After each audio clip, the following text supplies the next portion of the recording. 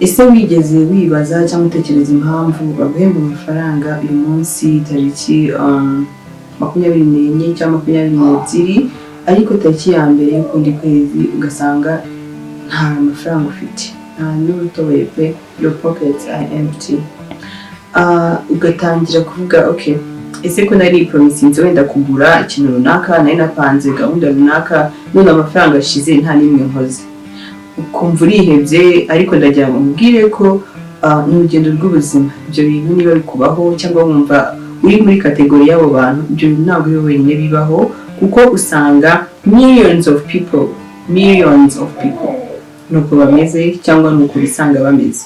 Ariko ndi hano kugira ngo tuganire ku makosa 7 usanga abantu benshi bakora bakisanga muri uwo mutego, kandi mu by'ukuri hari uburyo bwinshi twakabaye twitaho kugira ngo ibyo bintu bishire, ibyo bintu byo kudutera ama depression atari ngombwa, by'agahinda cyangwa kumva like you are useless, nta kintu wakoze, ukumva ahubwo kuguhemba kugira wishime, ukumva hari ukuntu bikurakaje kubera ko ugiye gusubira n'ubundi muri bwa buzima udakunda, hahandi baguhemba ukisanga amafaranga yawe yashize, ukisanga uri emptiness, nta kintu uhagaze.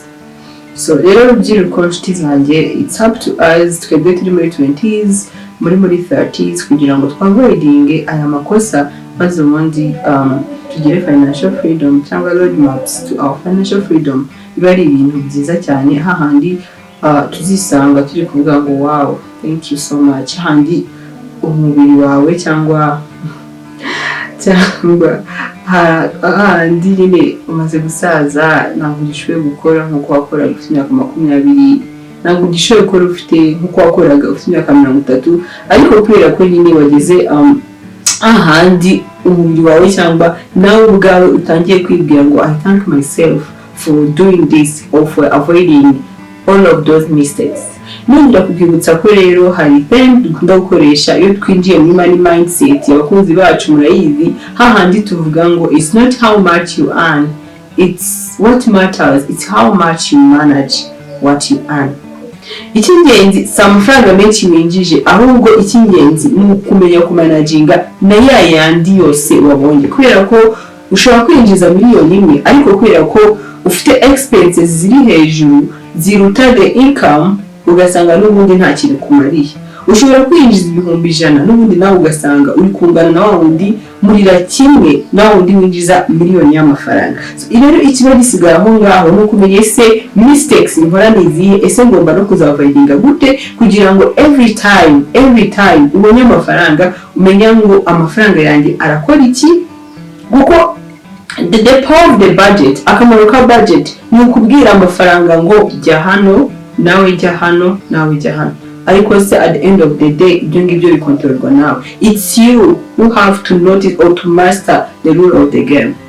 Money, as I always tell you, money is the game. Amafaranga, it's like a game.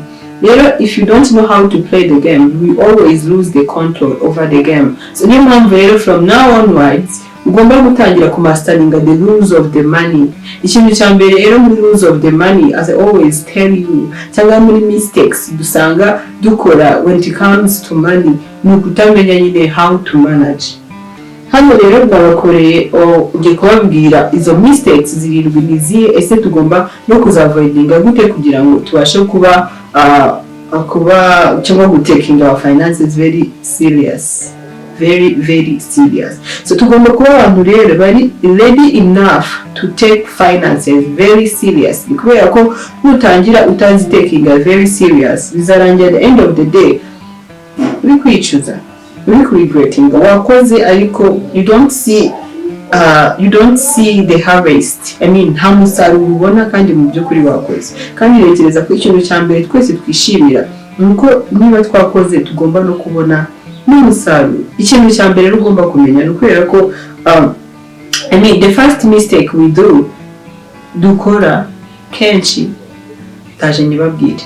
Ariko first of all, if you are new here, subscribe to our channel Salifax TV kugira ngo tujye dukomeza kubana muri bino biganiro byiza bidufasha ku making better decisions for our lives, in our lives. So let's get started. Babwira the first mistake we do most of the time, tukaguma muri finance, tukaba aba illiterate financially, kandi tugomba kugira nyine financial literacy mu buzima bwacu bwa buri munsi. So ikosa rya mbere cyangwa the mistake ni ukubaho living without a budget, kubaho nta budget ufite rwose, ni ryo kosa rya mbere uzakora mu buzima bwawe.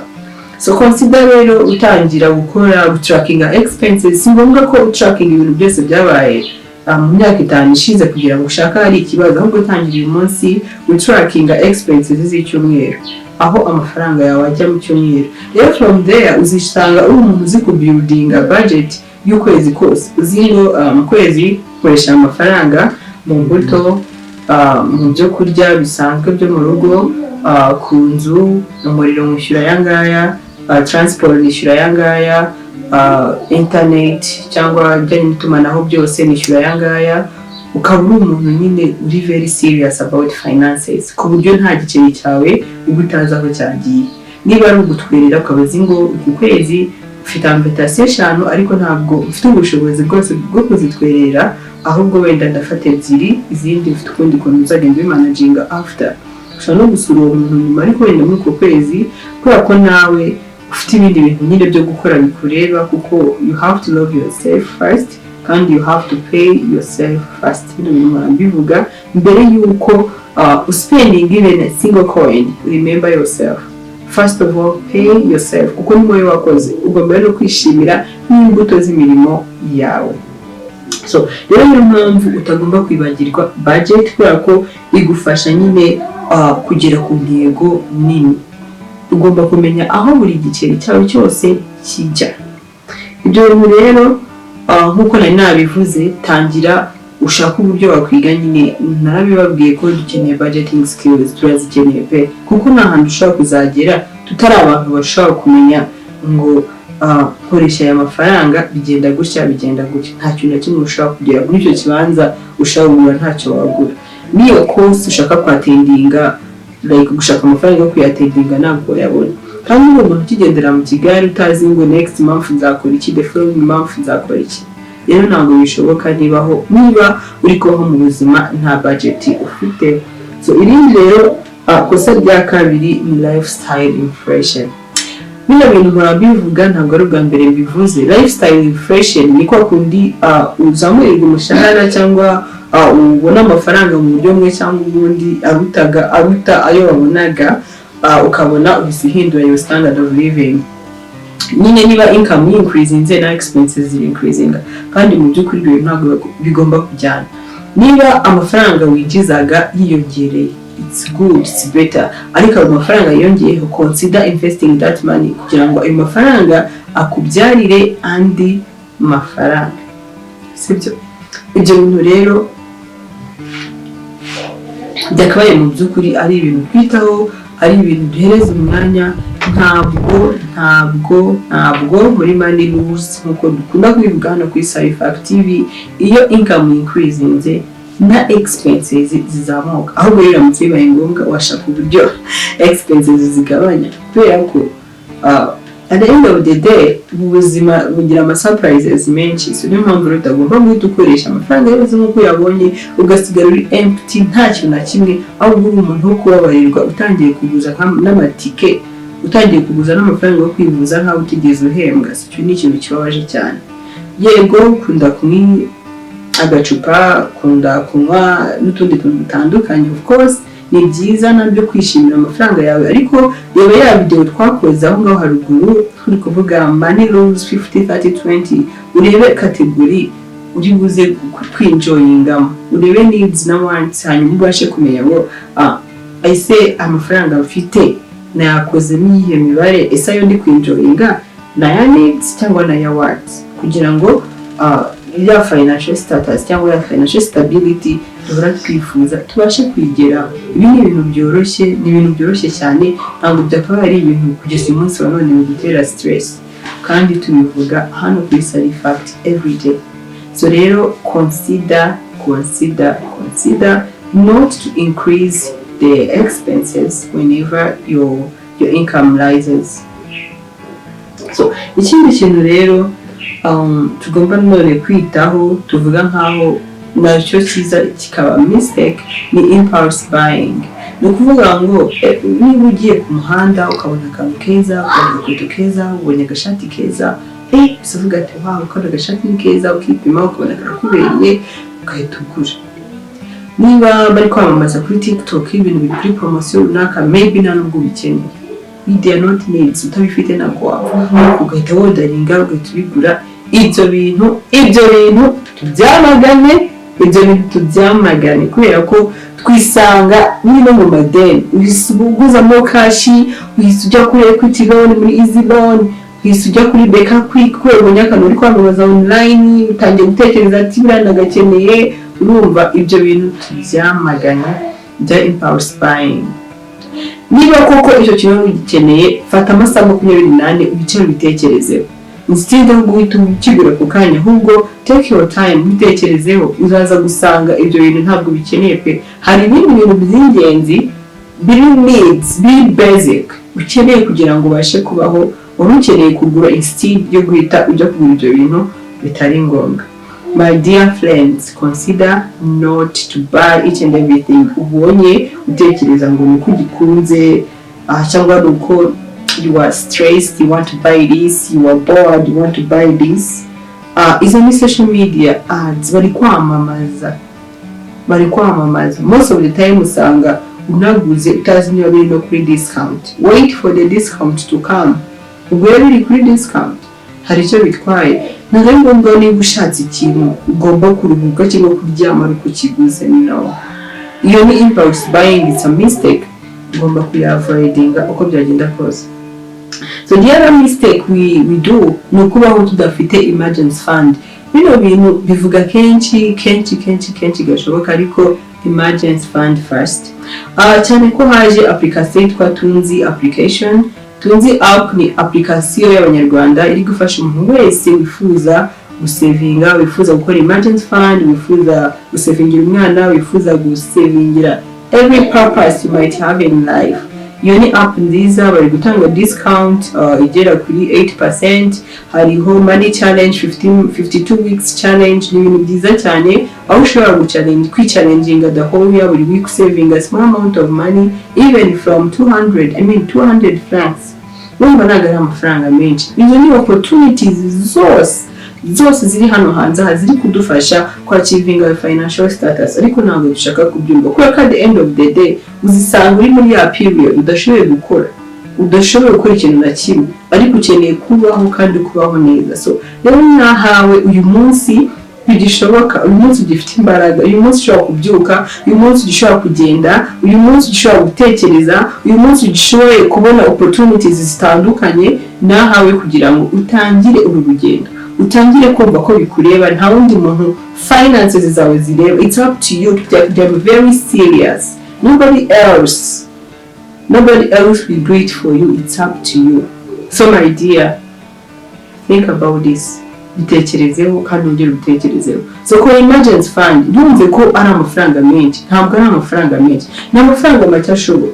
Ntabwo mubwiye ngo fata all your salary. Yes, a lot is going on in your lives, ukeneye gukemura ibibazo bigiye bitandukanye bigukeneye, ariko nawe ntagomba kwibagira iyo emergency fund yitwa dufaranga tuzagufasha hahandi byakomeye, hahandi udafite uwo guhamagara, hahandi wowe nawe ari wowe muri kurebana gusa. Why can't you start today? Ko bishoboka ko ubushobozi buhari. It's not about how much you will save. It's consistent. It's a discipline. Ni discipline. Kuko within time, nkuko dukunda kuvuga, time is money. Igihe ni amafaranga. Rero ntutekereze ko there will be right time for you to start. There will be no right time. Nta gihe na kimwe kizaza kiri very favorable and you feel like okay, now I can start. You might start, ariko tomorrow ibibazo bikaza. So niyo mpamvu ugomba kubuildinga discipline na hahandi bidashoboka. Nukuri n'amafaranga make ashoboka ashobora kugutuma utajya mu madeni atari ngombwa. So niyo mpamvu rero buri gihe tekereza kuri emergency fund.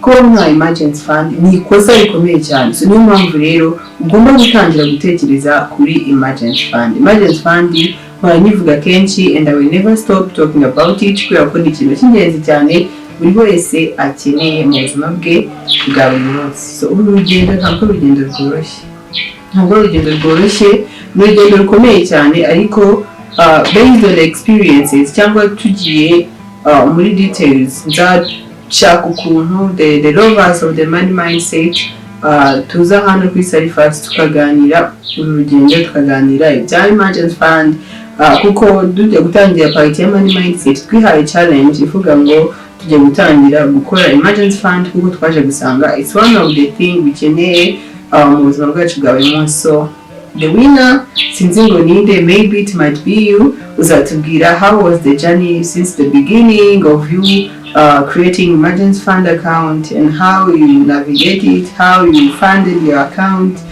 the challenges wahuye nazo kugira ngo n'abandi bose badukurikiye bifuza kuba batangira urugendo ubafashe nyine kumvisha ko byoroshye kandi bitagoye, kuko ikintu cyose kitagoye kiba cyoroshye, ikigoye cyose kiba kizageraho gikora. Of course buri gihe hari inzira kugira ngo ibintu bibashe kugenda neza. So reka dukomeze rero tureba n'indi mistake abantu bakunda gukora cyane, hahandi ubaho mu buzima bwawe ushaka kuimpressinga people, ushaka like kubaho ubuzima ushaka gukizinga runaka cyangwa gushimisha runaka cyangwa kubemeza niba ariko nabivuga. So reka rero nkubwire inshuti yanjye wowe dukurikiye hano kuri Sarifax TV uyu munsi wa none, nta kintu na kimwe wakora kugira ngo wemeze umwana w'umuntu, nta kintu na kimwe uzakora kugira ngo wemeze abantu, either your family, your workmates, your colleagues, n'ahandi hantu hose uzagenda ugera, nta kintu na kimwe uzakora kugira ngo wemeze umuntu. Ahubwo icyo ugomba gukora, akora ibintu bya bindi wumva koko biri ngombwa, bya bindi koko wumva ko byari bikwiriye kubikora kandi bitaviolatinga the society rules. Ntabwo ugomba kubaho ushaka gufitinga muri crew runaka cyangwa muri societe runaka, ntabwo bishoboka. Ahubwo shaka skills zituma ufitinga haha. Skills nizo zangombwa, kuko nugira the more skills you got, the more you are able to fit in different societies. Naho ibyo kuvuga ngo you are impressing anybody, I mean some people, you will never impress them. Uyu munsi urakora ikintu umve wabimpressinze, ariko ejo bazakora ibindi bintu. Wowe ubaho mu buzima uri kugendera kuri kanaka kandi bakabaye ubaho ubuzima bwawe kandi wishimye. So you don't have to spend to look successful, or you don't have to spend kugira ngo ugaragare nk'umuntu urenze kuri social media. How do you know ko umuntu wapostinze kuri social media ameze ukuntu, yambaye imyenda runaka, atwaye imodoka runaka, yajyanye umwana kwishura ahantu runaka, atari gupleasinga cyangwa atari kubeshya?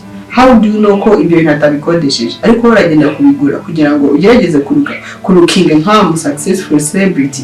So ibyo bintu rero izo mindset ndikubwira 20s crew na 30s crew, some of them, ariko cyane 20s crew kuko nibo bakunda kugendera mu kigare ibintu nk'ibyo ngo kanaka yambaye iki, celebrity kanaka yasuye ahangaha.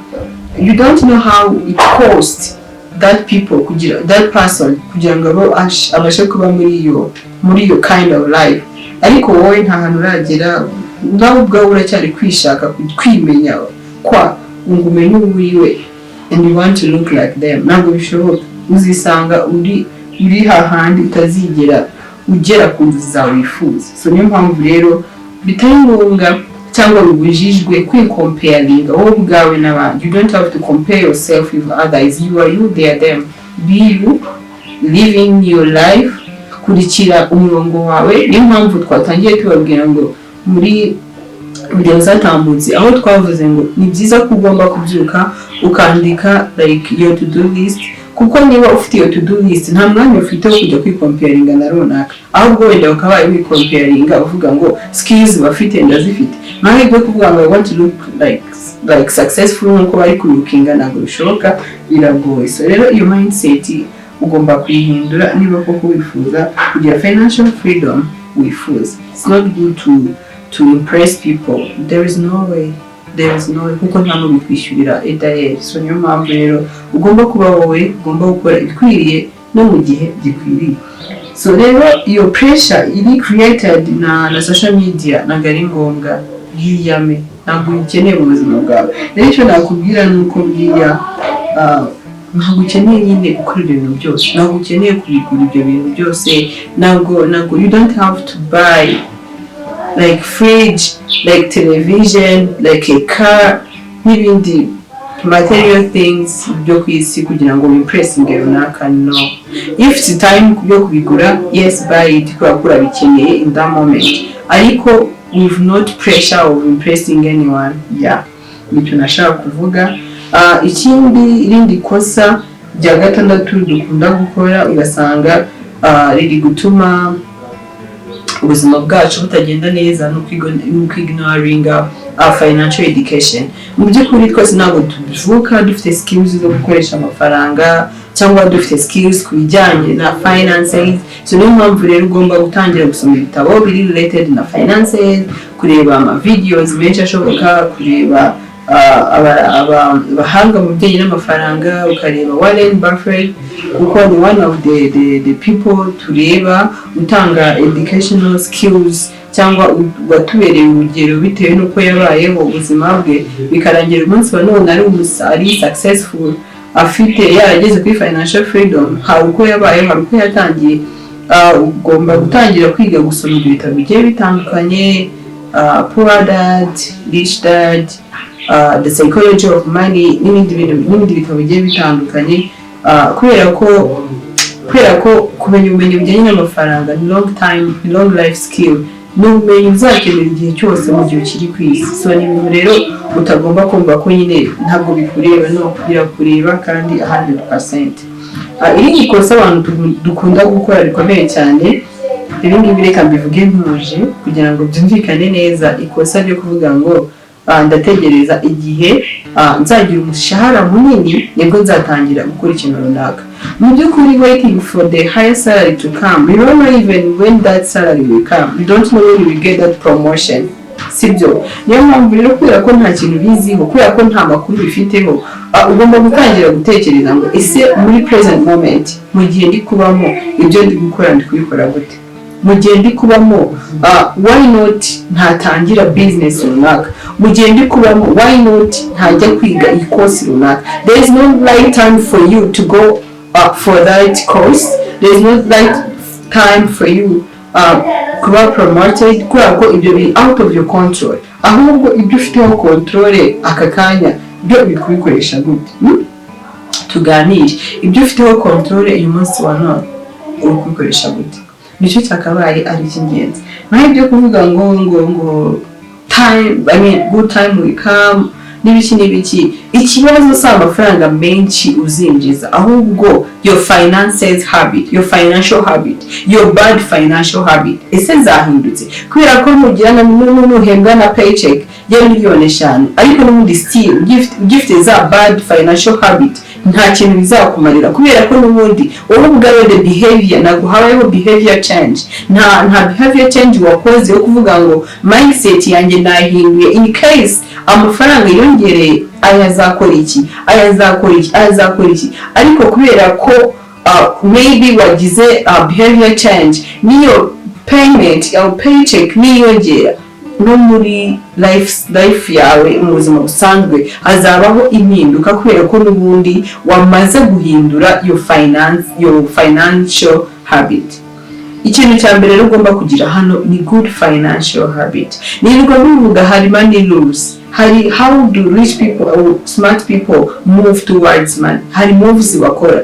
Nuko twatangiye tubivuga money is the game, ni game. Rero niba utazi gukina game, niyo baguhemba miliyoni zingahe, at the end of the day bizarangira uri kurira nk'ihembe 50,000 kubera ko n'ubundi still you don't have money literacy.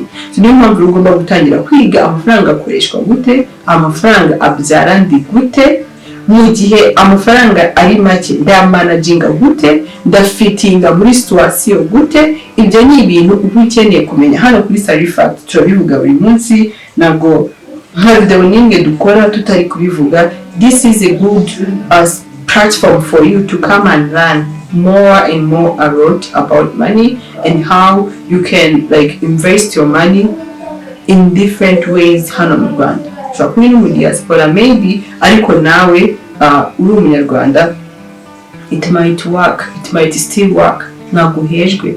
Naguhejwe habe na gato. So rero iki ni ikintu cyiza nk'urubyiruko turi muri 20s tugomba kwitaho, kubera ko at the end of the day tuzisanga ahantu dukeneye kuba twarumvishije aya magambo tukiri bato, ariko turi hano kugira ngo tuyababwire utazaregretinga ugeze muri 50s, utazagira icyo regreting. So rero icyo nababwira dusoza iyi video ni ikibazo kimwe cyo kubabaza. Ese wigeze mu buzima bwawe ukorera ikosa? Maybe wararikoze cyangwa some of us twakoze one of these mistakes, at least one of them. Tell us in the comment wowe nirihe kosa wakoze. Ese witeguye kuri solvinga gute? Witeguye kwisubiraho gute? Dusharinga hano muri comment, utubwire ikosa wakoze, ese byagenze gute, hanyuma utubwire n'uburyo ugiye gutangira guhindura ayo makosa kugira ngo ubutaha atazongera kukugwaho, cyangwa n'undi wenda gakubikora abashe nyine kuba atarikora kubera ko wamubereye bamuburiye kwa mbere yuko agwa muri iryo kosa. So rero ndahakagaruka. I can't wait to see you in the next video. Bye.